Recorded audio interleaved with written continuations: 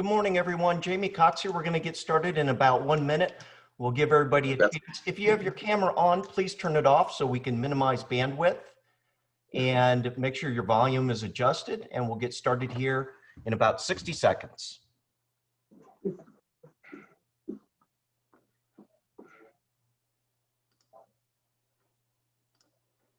Oh, yeah. Yeah, much better. Yeah, you can get the idea. Yeah, that'd be great. Yeah, that'd be wonderful. Thanks, Sabrina. Thank you, Jim. Okay.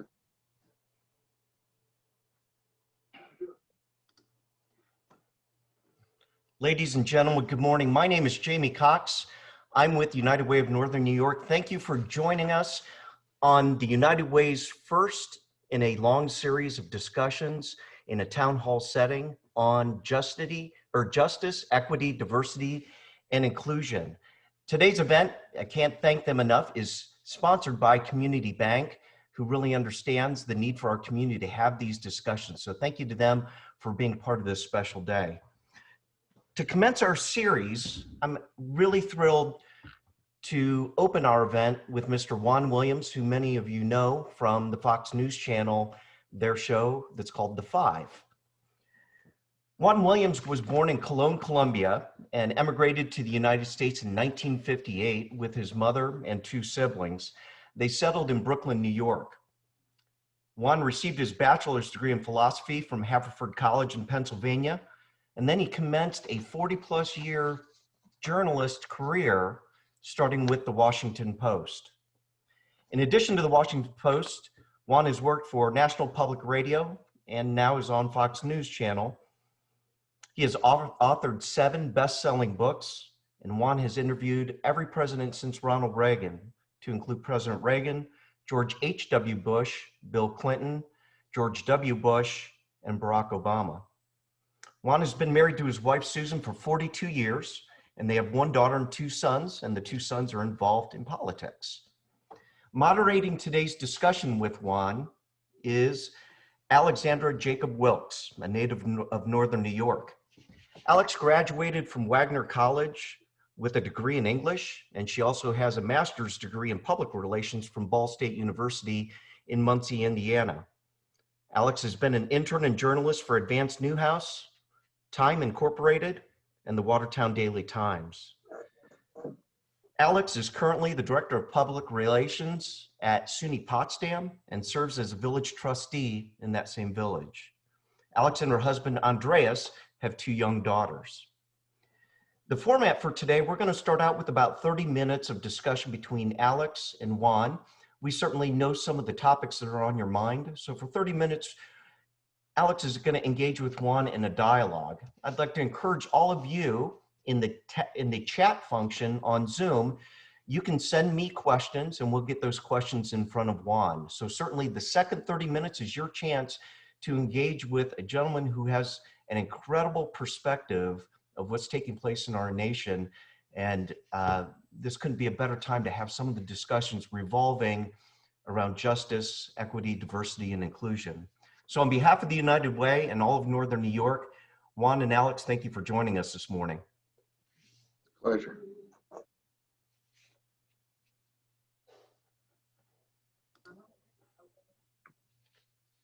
Sorry about that. I had to unmute. Thank you so much. And it's a beautiful day here in Northern New York. Welcome, everyone. Thanks for being with us. Juan, thank you. I see you have some great stuff in the background. I think I see some of your newest book covers. What else is behind you today? You know, this book over here is called This Far by Faith. And that was about the Black religious experience in the United States, Alex. Behind there is What the Hell Do You Have to Lose? Trump's War on Civil Rights, which is my most recent book, came out in 2018. Directly behind me here, where I'm pointing with my thumb, is Thurgood Marshall, American Revolutionary, which is a biography of the first African-American Supreme Court Justice, as you know, Thurgood Marshall. Mm-hmm. Over here is my first book, which was called Eyes on the Prize, America's Civil Rights Years, 1954 to 1965, and it's the story of the modern civil rights movement in the United States. And then over here is a book called Choosing Fatherhood, and that is, again, to encourage dads to be dads in America. So that's a sampling of some of the books I've done. And then I hope you notice on the wall some of my Fox hats, Fox News hats. That looks great. That's awesome. Well, welcome. And, you know, before we delve into some of the current events and look getting your perspective, I was hoping to talk with you a little bit about your background. Many of us are familiar with your work in journalism and your work as an author and a scholar, but we don't know as much about you as a person. So can you tell me about your family background and how you came to the United States and what the American dream meant to you as a child and to your family? Wow, that's a big bucket there, Alex. But I apologize, I have a little cough. I guess I'd start by saying, you know, I was born in Colón, Panama, and I was born there because my grandfather, my paternal grandfather, went from Jamaica to Panama to help build the Panama Canal early in the 20th century. And he died there. You know, they had lots of mosquitoes and other kinds of tropical illnesses. And then his son came from Jamaica to Panama, and that's my dad. And he met my mom, who is a native of Panama, and her folks had come from Colombia and Trinidad and other places in that Caribbean, West Indies area. And her dad was operating a restaurant for people of color. They had a strict segregationist system in Panama, you know, Gold Coast and gold, silver and all that. So gold was for white, silver, but he operated a restaurant called the Silver Restaurant, which was for people of color. So that's where I was born. I was the baby. My sister is 10 years older. My brother is 7 or 8 years older. And when we came to the United States, it was just my mom bringing 3 kids. And actually we came on a cargo boat. Some in the family say it was a banana boat. I always laugh at that. And went to live with my mom's sister in Brooklyn, New York. And that's where I grew up. And I went to Brooklyn public schools and then started moving upstate, not quite to the North Country, but to Poughkeepsie, New York, where I went to Oakwood Friends School. And that was such a major break for me in my life, to go to a school that gave me that kind of intense educational experience. And I went from that Quaker school to then Haverford College, which is also a Quaker school in Pennsylvania, before, you know what, Alex, I got to tell you this, all along this journey, I was interested in journalism. I was the editor of my junior high school paper, editor of my high school paper at Oakwood Friends in Poughkeepsie. And then when I went to Haverford, the summer after my freshman year, I got an internship at the Evening Bulletin in Philadelphia, which was then the biggest paper in the city. It was an afternoon paper. It tells you how much times have changed. I don't have an afternoon paper remaining in the United States today. No. Then the biggest paper in Philadelphia, and I worked there that summer. They liked my work, then I worked in there 2 and 3 days a week during the school year. And the following summer, I got an internship at a place called the Newspaper Fund. Dow Jones used to own the Wall Street Journal, and they sent me up to Providence, Rhode Island to work for the Providence Journal. Then I went back to the Evening Bulletin in Philadelphia, and after I graduated college, despite all my desires to stay at the Evening Bulletin, they weren't hiring young people at that time, but I got an internship at the Washington Post, and I was at the Washington Post then from 1976 for 23 years. And so that's really the basis of, you know, my foundation as a journalist, but also as a person, because it was while living in Washington, I got married and have 3 kids, Antonio, Reagan, and Raphael. Awesome. You know, and actually, I don't know if any of the Johnsons are on the line, but we used our daily newspaper here used to be one of those afternoon papers as well. Now, an amazing life story, and I'm wondering, back to that question of the American dream. I mean, how old were you when you came to the United States? So I was just about to turn 4. Okay, so Just about 4. But this is so great a question that you're asking, Alex, because I think it's relevant today, talking about the American dream. For me, as an immigrant kid, I was pretty clear that what my mom wanted, the reason, remember, my mom, was a woman who had never seen snow. And you guys up there, you guys know snow. So imagine you're a woman who's coming, never seen snow, never been in frigid temperatures, but you're doing this, and you're leaving your friends, your family, your network to come to America. And the reason was the American dream, that, for her daughter, who, as I said, is 10 years older than I am, she was about to start high school. She was very bright. And my mom and dad decided that what they wanted for her was an American high school education. So it paid off. She went to Prospect Heights High School in Brooklyn, New York, and she was the valedictorian. She went on to Swarthmore College. She was a very bright girl. Then she went on to Harvard to get her PhD in Romance languages. She's a lawyer now. So that's the American dream, realized. And my brother is a lawyer, and you're looking at the runt of the pack here. I'm the one without an advanced degree. I'm the journalist. Oh, you've still gone pretty far. Wow, that's amazing. Obviously the topic of our town hall today is to talk really honestly about racial justice, diversity, equity, inclusion. And, I'm curious, just from your perspective, from you, are there moments in your life that you have faced discrimination? And, how have you reflected on those? And what do you say to your kids and grandkids about that today? Alex, again, this is so real. And, today, given all that's going on in the country, all the racial tensions, I think it's very important to understand, the pervasiveness of race in the way that we deal with each other, the way we talk to each other, how we see the world.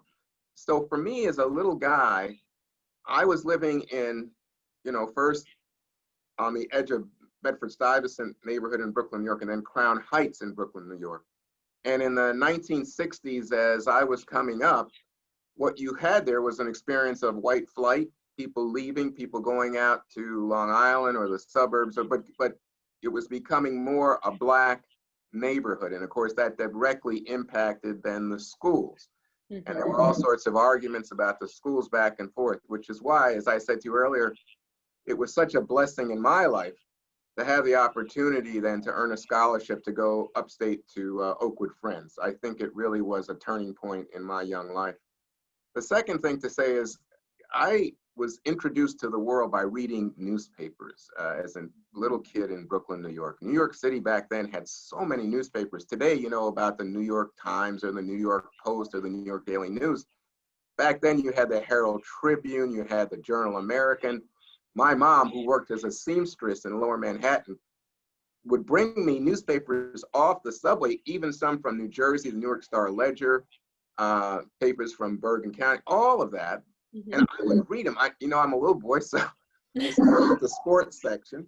But pretty soon then you go towards the culture in the middle, and then you get to the front and you see the politics, how power is exercised in America. So when you asked about the difference, experience of segregation or racism in my life, I think one of the first things was noticing, who has power, who gets their trash picked up on time, who gets to send their kids to good schools, which communities do the police show up in and treat people who live there as citizens, and which communities do they show up in and treat everybody as a suspect.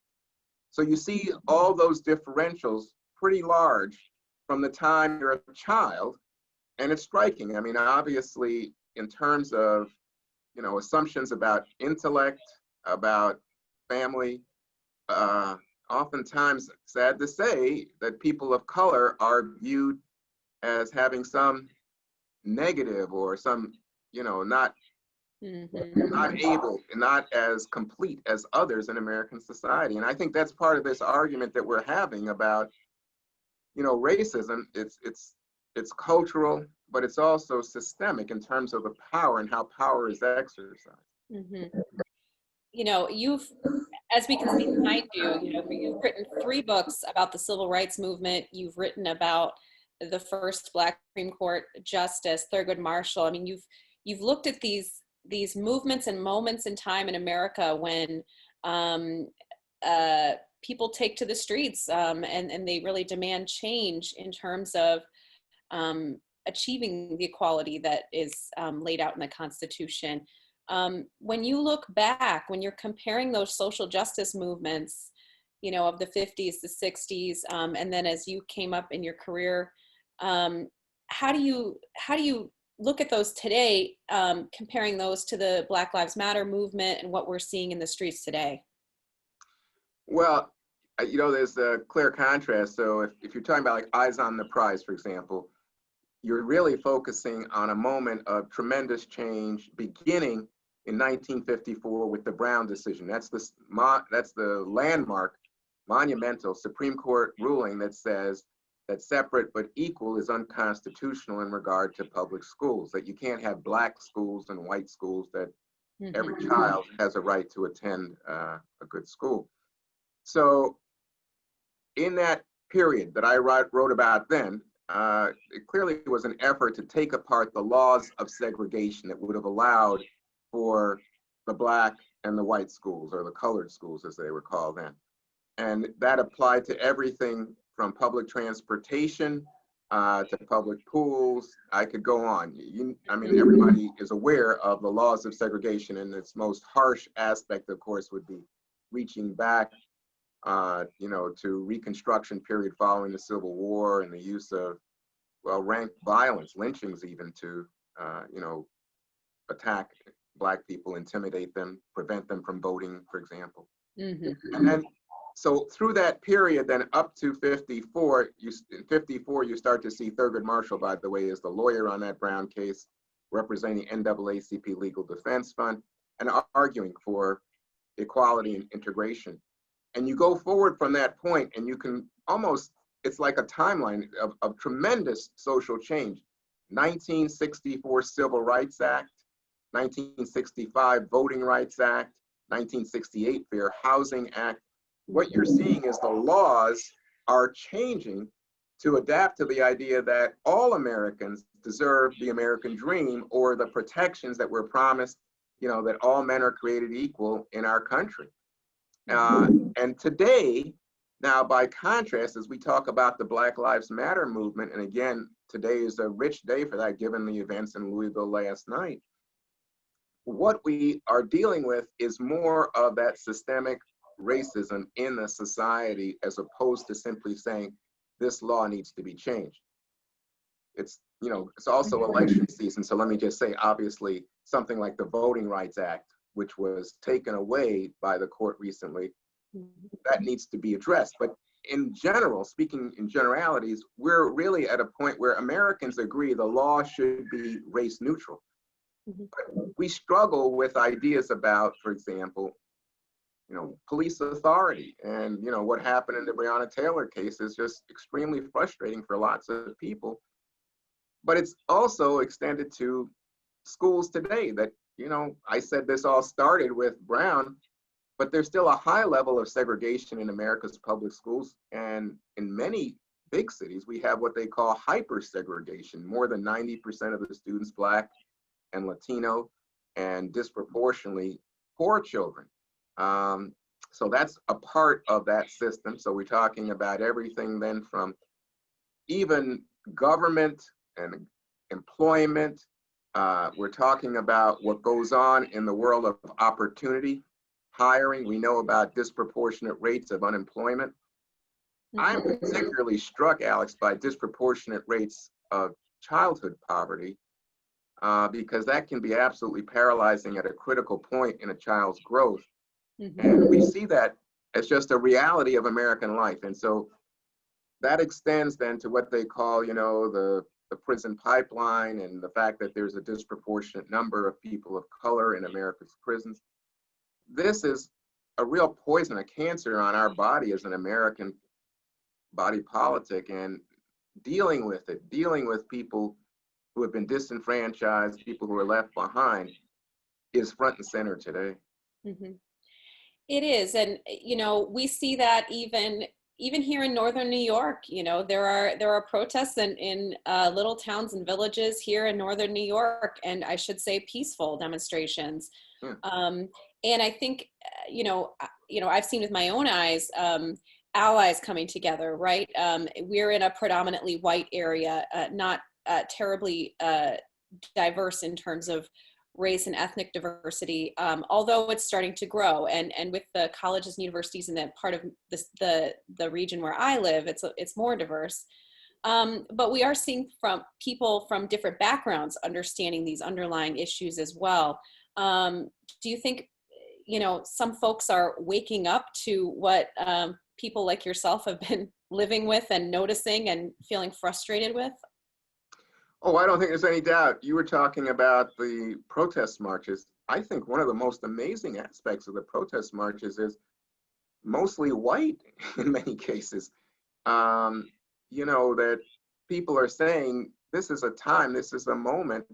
I think the cliche is inflection point in history, where you can start to see people crossing racial lines to say, you know what, we can now deal with this. We should deal with race in America honestly. It is something that is a burden for everybody involved. And if we can just stand up and deal with it, it could be such an immense relief for the entire society. And I think that's why you see, you were talking about protests in small towns. That's typical now across America, that even the most rural communities have had this sense. I won't say all, but it is the case that in big cities, I went out with my grandchildren in Washington, D.C., and the march was not only diverse, but as I said, striking number, even I would say a majority of the marchers were white, often young white people. And again, just a generation ago, that would not have been the case. This is also reflected, Alex, in terms of polling numbers. Recently, we've seen the numbers of people saying they support Black Lives Matter as a movement coming down. It used to be like 67, so 2/3%. So that's 2/3 of the American people. Now it's down closer to 50%. But you got to remember that there's been a lot of focus, particularly in media, on the instances where there's been violence, rioting, or looting and the like, and lots of arguments about, gee, these protests have gone on for a while. I don't know what the response is going to be after the Breonna Taylor indictment and the like, but we've seen people saying, yeah, I want to deal with racism. I know it's an issue. I support Black Lives Matter, but now I think there's some retrenchment. But as I say, still more than 50% of Americans say they are in line with Black Lives Matter. So so that you can't have 50% unless you have big numbers of white Americans in support of Black Lives Matter. That's an amazing change. Even going back to the 60s, people like to romanticize Dr. King. Dr. King in his lifetime was often vilified and viewed as a troublemaker, an agitator, and all the rest. And so to have something like Black Lives Matter able to garner a majority of American support, it's pretty incredible. And I know it actually, on the flip side, regarding, some of the tensions that we're seeing and those concerning incidents that we're seeing, I know you were on Fox News discussing this earlier. What do you make of that? We see that on both ends of the political spectrum, right? We see these incidents sometimes affiliated with Antifa or just taking place in and around some of those social justice demonstrations in some cities. At the same time, we have our own FBI director reporting on increasing amounts of domestic terrorism to be concerned about in this country, of which he testified to the Senate last week that it was predominantly coming from groups affiliated with white nationalism, which is of concern.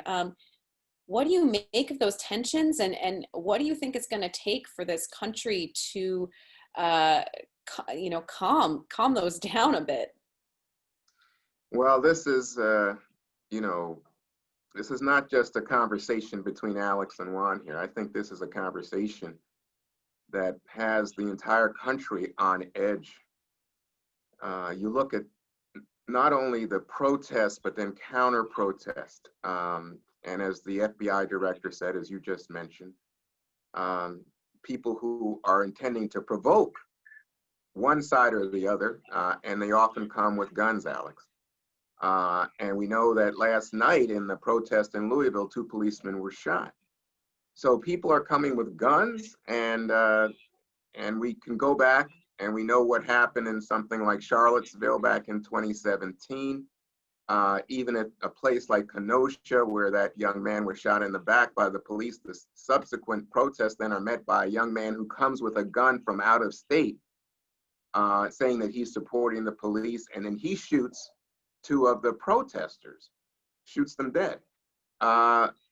We see this going on all over the country in these outbreaks of violence that we just can't have. I just think there's nobody, across the political divide who is going to embrace violence. Violence is not the way. It doesn't bring about solutions for us as a society. We have to work this out. So you asked me, well, how can we do that? Well, as I said to you, there's some very encouraging signs about people in dialogue. I think the fact that United Way is having this conversation with us today is a very positive sign. United Way is always there to try to help the vulnerable, help the needy, help people in moments, critical moments in their lives to try to get on track. And one of the ways to do that is to engage the mind. Say, let's move beyond, a TV screen, or what's really difficult in this age, a social media bubble where you're getting information that just confirms your pre-existing opinions about whoever you see as the other side. And really starting to see each other as human beings and treat each other as human beings. That sounds almost like a Hallmark card. It doesn't sound like a solution, but that's the basis, and I think, of the solution in my mind, that I would see Alex and understand Alex, understand what Alex's needs are and how she lives. And maybe Alex would understand how I feel, let's say, about that Breonna Taylor case, that if a group of policemen barged in my door and started firing, and then you would later hear, you'd say, my God, Juan Williams was shot to death. And you say, but the police must have had a reason. But from my perspective, they just invaded the sanctity of my house, and people they say, yeah, the police shot a black guy. What? Wait a minute, that was me. I'm a human being. Yeah. And that kind of exercise of power, especially by someone that's been given the power by government, and that's a police officer, can be quite, well, it can be beyond threatening, it can be fatal. And, this is something you do every day in your career and also in your family, is trying to connect across difference, to learn from people with different political backgrounds or different perspectives. And I know you've spoken about how your sons don't always see eye to eye with you politically, but you guys debate at the dinner table. What are your thoughts? This is something that it seems like we almost frankly need to relearn how to do it as a civil society, how to actually engage with each other and actually listen to each other as human beings. What are your thoughts on how we approach that in our communities here? Well, I think you got it, Alex. Listen, it's so difficult because I think the temptation always is to think I'm going to persuade the other person, that I want them to know what I think. But what I found, and it found it on the most personal level, which is within my family, is to try to hear the other person and understand where they're coming from. And, as I was saying in an earlier answer, try to understand their needs and their experiences.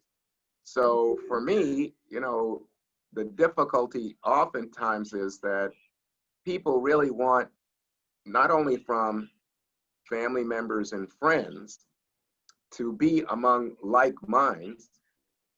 It's also the case that too often people will, tune into media that confirms those pre-existing opinions. And then they're not even aware of all that's going on. They're just aware of events, facts, arguments that confirm their position. So Mhm. in order to have real conversation, I think you have to be willing to listen and think about somebody else having a different point of view as not being on the other side of a political divide or a neighborhood divide or a racial divide. Mhm. As a fellow American. And that, I don't think there's any question in a global economy, in a global culture, the fact that we're Americans and that we live together, we are going to have to make this boat work. We are under attack from the Russians. They want to propagandize things. We've got all kinds of conspiracy theories, all kinds of fear mongering and anger and finger pointing from all sides. But the real power at this moment is people who are willing to help each other in the spirit of the United Way, but just as fellow human beings, as neighbors. Mhm. Well, and not to mention the pandemic upon us and the resulting economic and social crises that accompany it. Well, our questions have been flowing in, and Jamie has started forwarding me some of them. So I'm going to start sharing the first questions from our audience here. And thank you, everyone.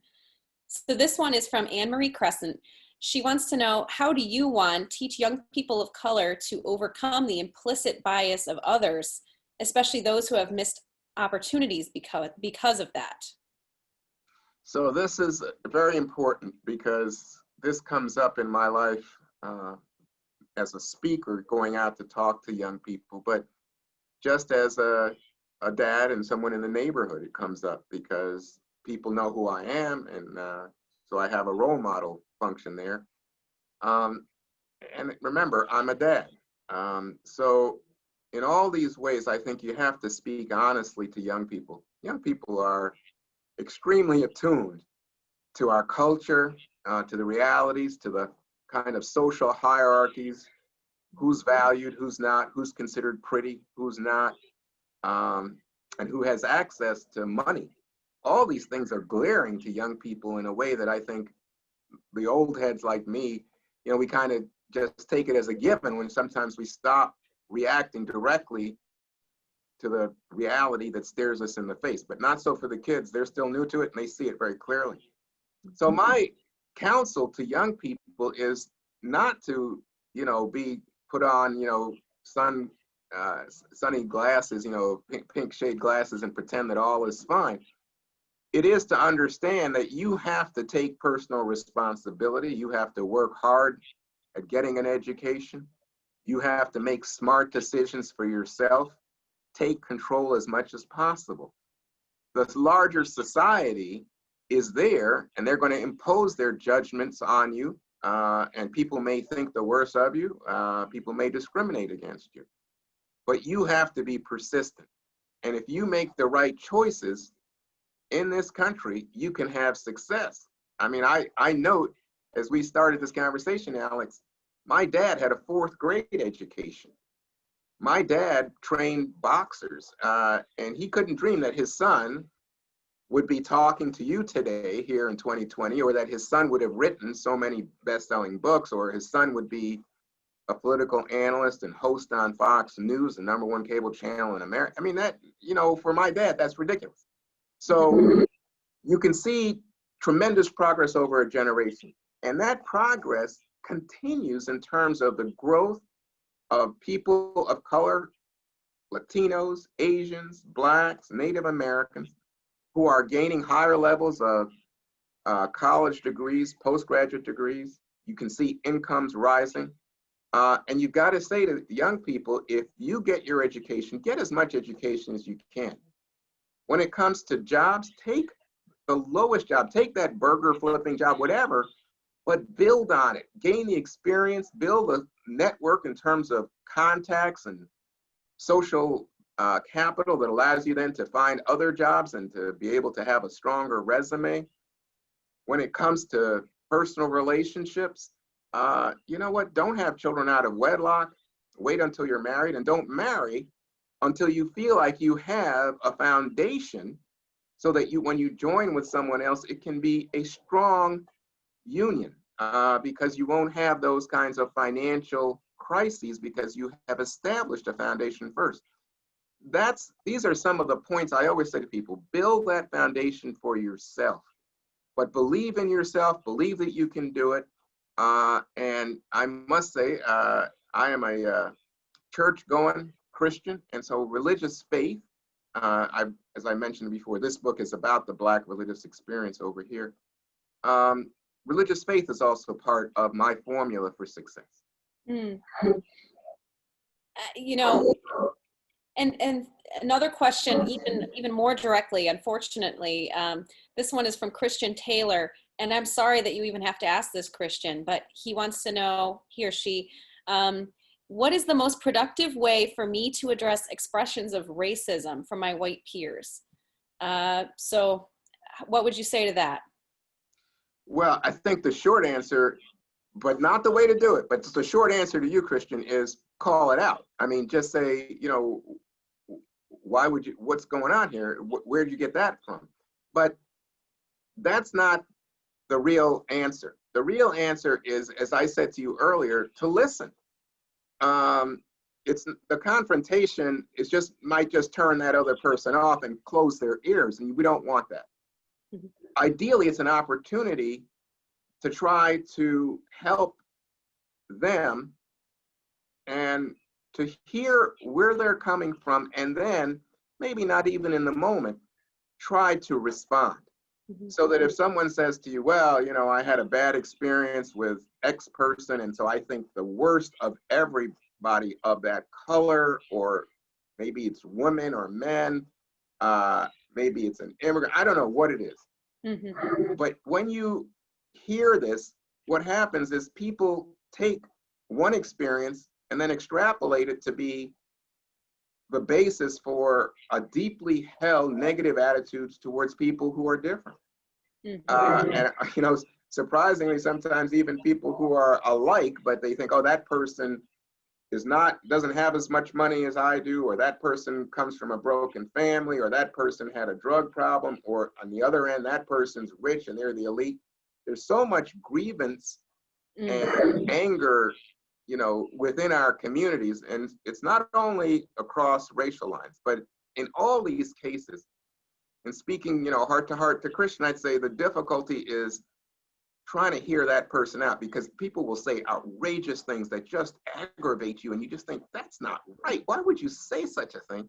Mm-hmm. But you got to hold on for a second, because what you want to do is give them the opportunity to share with you, and then for you, in that spirit, to respond and say, okay, so let's talk about that, because I think this is taking you down a path that's going to limit your life experience. America, as a country, is becoming more diverse. You talk about the North Country as becoming increasingly diverse, and, you know, not yet, still pretty homogenous, very white. But you got to understand, you're in New York State, incredible diversity, especially in New York City, but all going up that Hudson River, and then you're right next, you know, across the way from Canada. You think about the diversity there. You have to deal with people. You may have a woman boss, you may have a Puerto Rican boss, you may have a co-worker who's Black, you may have a co-worker who's Latino, you know, and you have to understand that group has to come together to form a winning team. Mm-hmm. And the question is, how do we get to the point of comfort that you actually are growing with people, as opposed to holding attitudes that would limit your growth and limit your opportunities, limit your wealth. Think of it in those terms. You know, you're so right. And now that we look ahead to where our country's headed and the kind of conversations we're having, you know, as individuals in our communities, looking at the next level, we have a question from Howie Ganter. You know, how influential do you feel that our country's leadership is in bringing about and facilitating positive change in regards to our continued issues with racism? Well, at the moment, if we look at our leadership, I don't think it's been very helpful. I think it's been fairly divisive, and I'll try to stay away from the politics of it, because I'm not sure that would advance the conversation. But I will say that if you play on racial division, if you play on, you know, divisions against immigrants and these things add to the polarization that we see, the breakdown and the ability not only to have conversation, but to have productive solutions to America's problems, that we can move forward, that we shouldn't get stuck. And part of this, Alex, has to do with the fact that we just touched on this in the previous answer. The country is changing so quickly. This is a census year. They're taking a census every 10 years.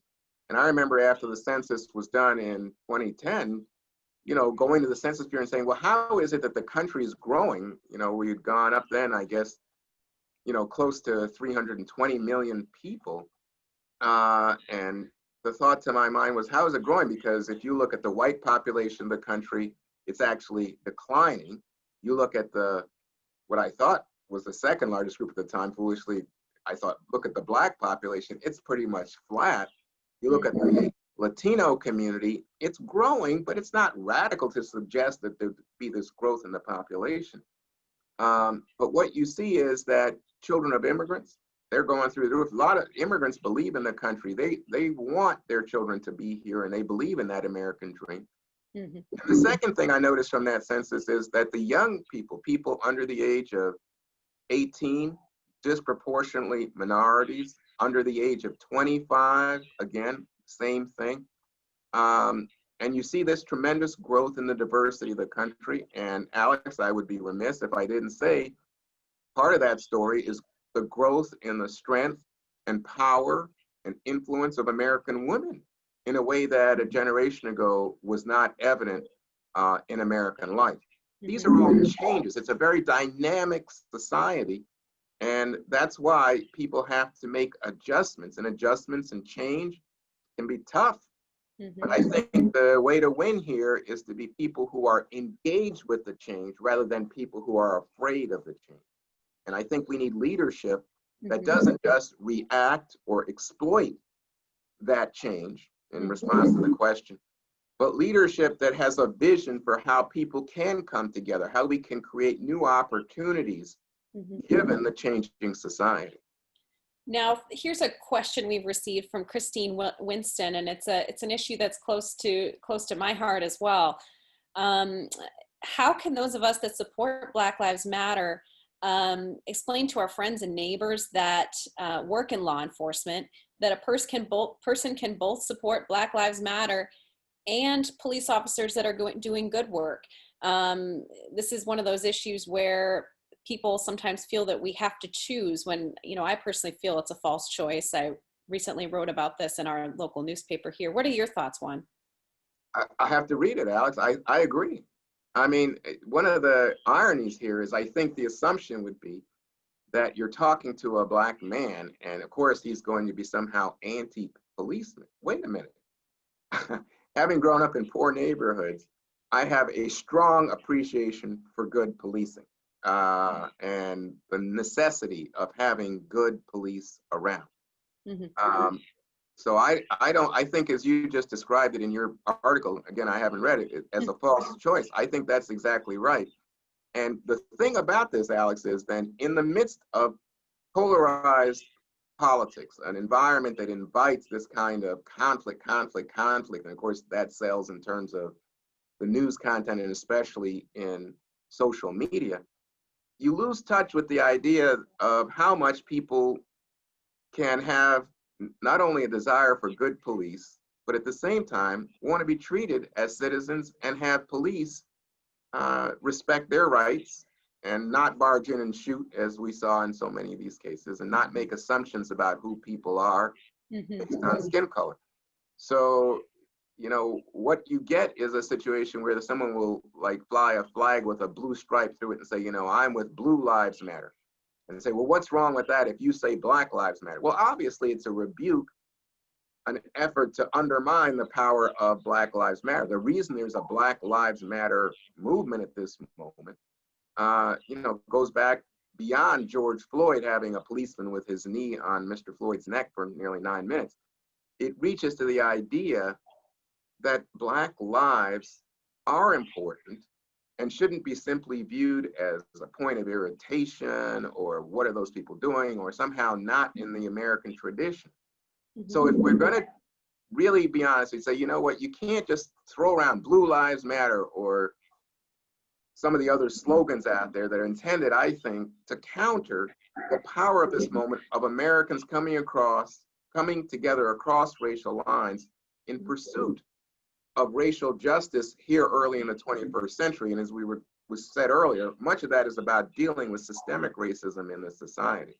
Mm-hmm. Now we have a question from Bill Flaterbach, and he's taking it to your employer. He wants you to take us behind the scenes at Fox News. And from his standpoint, he says Fox is a predominantly Republican network, Republican leaning in its coverage. And how do you see that the racial divide that he sees as being exacerbated by the Trump administration and supported in coverage by Fox? And he's curious if this causes tension amongst you and your colleagues. And do you see this moment in time that we're living through as a time to address those biases? Well, yeah, I mean, that's what this is all about, I think, is me saying to you, Alex, that I think that we have an opportunity here. I mean, it's like, you know, you can view this moment in terms of the tensions and the politics and the division negatively, but you can also see this as an opportunity, a moment when there is so much dynamism and openness to change that we can influence that change, that we can start to structure it. There's an opportunity here to create something new, a fusion, if you will. And as with regard to Fox, you know, this is a place where you have a variety of opinions, not all of which I agree with very clearly. And I am oftentimes, you know, the outlier. I'm the point of difference with a lot of my colleagues, even on the five. But it's not the case that people can't relate or can't talk. Mm-hmm. But I too share concerns about, you know, what exactly we're conveying to the audience. And you're right, there are definitely more supporters of President Trump on here than I think in any of the other cable channels.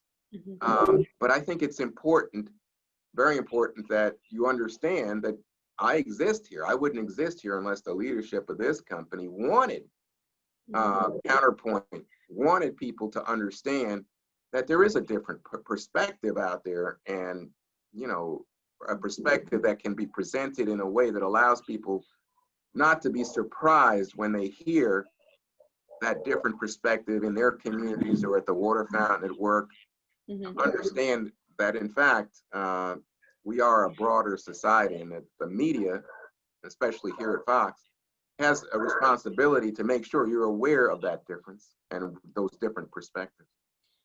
You know, along those same lines of trying to get people to open up and listen, right, which we've been talking about quite a bit.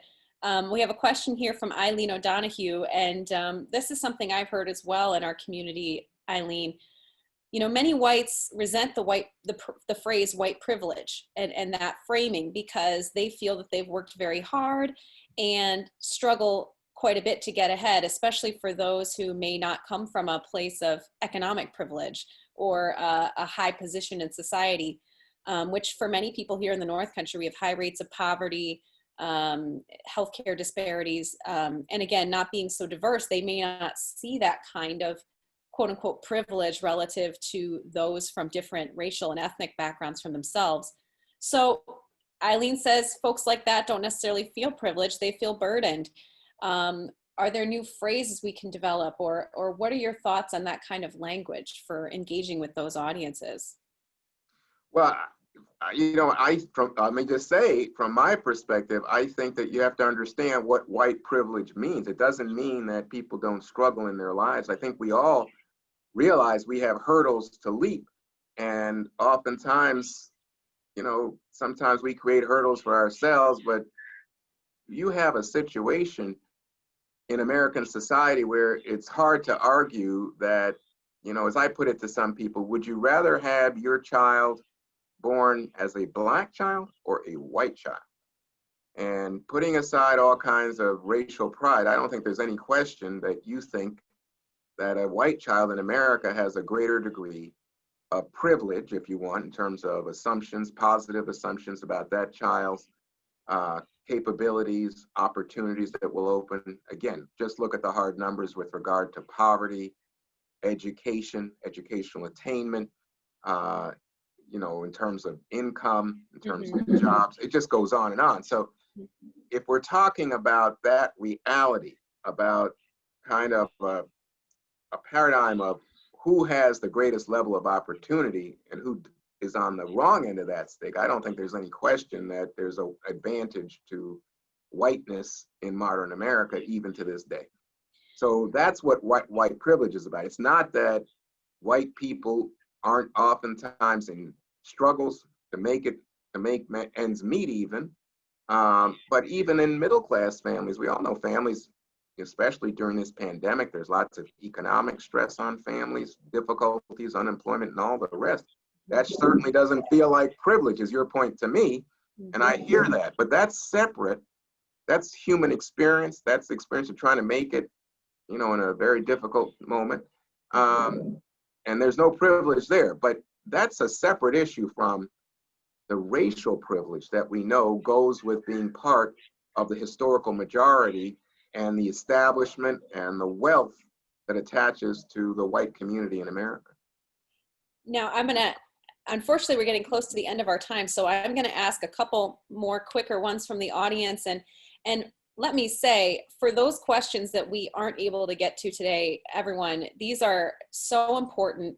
And the whole purpose of this town hall is to get us as the North Country community to start asking this of ourselves and what we can do ourselves in our own hometowns, in our own neighborhoods, and as citizens. And so I know Jamie's collecting these questions. I know the United Way wants to play a role in getting those conversations started and helping people take action. So don't fear if we don't get to your question. That's something that the United Way is going to help get to, and we're going to keep thinking about that in the North Country. But looking at our list here, looking at the Supreme Court as someone who's written books on the topic, on the institution, we have a question on the recent loss of Justice Ginsburg.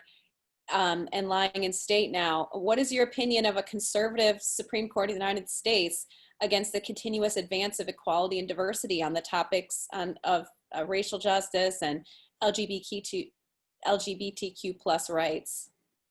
Well, to my mind, there's been tremendous advances made thanks to the court. As I mentioned to you before, I think the Brown decision started the modern civil rights movement, and the Brown decision, of course, a Supreme Court ruling. The difficulty now is that things are so polarized politically, and of course you have, at the moment, that with the death of Justice Ginsburg, an opening in the final weeks before an election, and now being pushed through on a purely partisan basis by one party. And what it means is you're going to have a court that is disproportionately aligned with that conservative point of view. It's not going to be a 5-4 court, but potentially a 6-3 court, really putting the people who had been in the forefront of so much of that social change with regard to LGBTQ rights, with regard and gay marriage, with regard to minority rights, with regard to even rights with regard to individual stature, and we've been talking about police issues. All of that now suddenly gets stacked in another direction. I worry about the credibility of the court, Alex, in this moment. And people will start to say, I don't have a high opinion of Congress. I have a difficulty for whatever reason with the presidency. But we'd always retained trust in the independence of the judiciary to apply equal rights under law, that we are a country of laws, not of men and not of opinions and not of the mob. And the idea that now we would lose faith in the court and simply see it as another political institution and think, what, one party just grabbed control and that's all it is. They're just politicians in robes on that high court. They're not people who have demonstrated, legal acumen, wisdom, and temperance, and have great care for the country. They're just another group of political actors. To me, that's very dangerous. And again, we need our institutions. We need things that we can look up to and respect as Americans. Now, one of the tools that we all have to engage in these conversations, engage in politics, engage in our constitutional rights is information. You talked about growing up on newspapers and obviously continuing to work in media. do you feel that the national media as a whole, this is a question from Keith, is doing a good job on reporting racial issues in fair and biased ways that will help our society reach productive solutions? And you know, how can we consume information in a way that best prepares us for those, for taking action ourselves or for finding the answers we need? This is really a good question for me because, you know, you can imagine, here I am, right? Here I am as someone who works for Fox News, someone who's often the contrarian voice on Fox News, and people meet me and they always, the first thing they want to tell me what I should be saying. You know, here's what you should be thinking, Mr. Williams. So my response to them, and I'm going to use it in response to this question, Alex, is I ask them where they get their information from. And it's often really telling. Somebody will say, I get my information from Fox News, the Wall Street Journal, Rush Limbaugh, or somebody will say, I get my information from NPR, the New York Times, MSNBC. And suddenly you know exactly where their fountain of information is coming from, how it's flowing into their mind and helping them to see the world. And then you can start to have conversation, but you have to understand the source of their information. Now, the one element that I didn't even get into there is, of course, social media. Facebook's the #1 source of news for Americans today. It's unbelievable. And there's no gatekeeper function there. So it's not just politicians who put up lies, but people can spread conspiracies. We know about this QAnon conspiracy, all this kind of wild stuff going on. It's the wild, wild west there on the social media. And again, how do you speak to this when people may not ever leave that bubble? So it's not only that in terms of mainstream media, there's bias and people can stay in their comfort zone and not learn about challenging positions, events, ideas, but on social media, they can be driven into even smaller groupings of self-confirming positions where they don't hear or enter into debate with anyone who has a different opinion, who might say to them, hey, that's crazy, wake up. So your media diet in the modern society is absolutely critical to your life and future. It, you know, it sets your thoughts in action. And of course, thoughts then lead to words, and words lead to actions, and actions, I think, determine our character. For our last question, you have written about the founding fathers as well, and the modern day individuals who have affirmed and expanded on the founders' vision for America. And so when we think about our communities, even here in rural northern New York, what are the lessons that our local leaders and our young people here today can take from the example of the founding fathers set, and about our own individual power to advance the ideals that our country was founded on? Well, I think one of the first things to realize is how much the founding fathers trusted in all of us. And obviously they knew none of us, but they trusted in future generations of Americans. That's why the Constitution is such a flexible document. Obviously it's been amended numerous times to protect our rights and to respond to the changes in the society. I mean, at the Constitutional Convention, Alex, you would not have been welcome. No women. I would not have been welcome. No people of color, right? So this is a different society. I mean, back then when the country was founded, I think it's like 80% of the country came from Britain, maybe 10% from Germany. Today, you know, 40+% of the country are people of color and people coming from countries that were not represented at that moment. And going back again to the Constitution and the founding of the country, you had slavery. So very different time. But in that Constitution are the principles that have proved to last beyond the moment, and incredibly have lasted the 250+ years of this great country. And it is, you know, I think, you know, just an eye-opener, just as a mental exercise, Alex, to ask yourself, imagine, you know, Washington, Jefferson, Madison, walking into a bar today and seeing a TV. They would be like, what is that?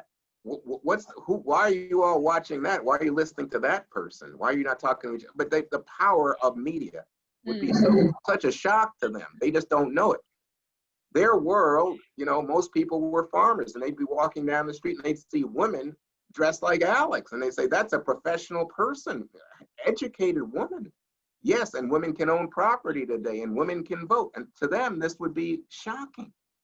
But I cite these examples to tell you they built in the capacity for change in this country. It's like steel. That's what makes us so strong, is that we can bend and change and adapt even to the most adverse conditions.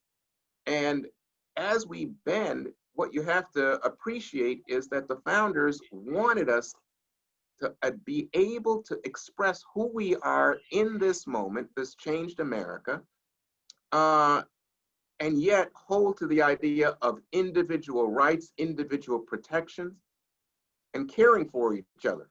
You know, in the old days, in their days, something like the United Way was left to, you know, family would have to look out for someone who was going through a rough time. Maybe times there were benevolent societies of the rich, maybe the church.